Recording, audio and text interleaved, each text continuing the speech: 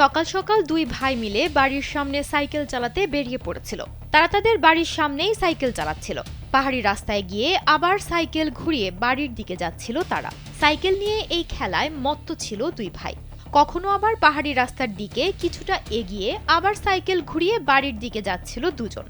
বড় ভাইয়ের সঙ্গে পাল্লা দেওয়ার জন্য ছোট ভাইও জোরে সাইকেল চালিয়ে রাস্তার দিকে চলে যায়, কিন্তু সঠিক সময়ে ব্রেক কষতে পারে না সে। পাহাড়ি রাস্তার ধার থেকে গড়িয়ে পড়ে যায় ওই বালক।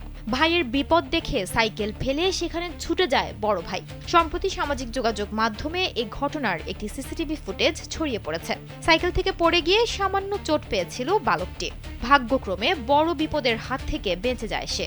এই ঘটনাটি কবে এবং কোথায় ঘটেছে তা জানা যায়নি, তবে ভিডিওটি দেখে বড় ভাইয়ের প্রশংসা করেছেন নেটিজেনদের অনেকে।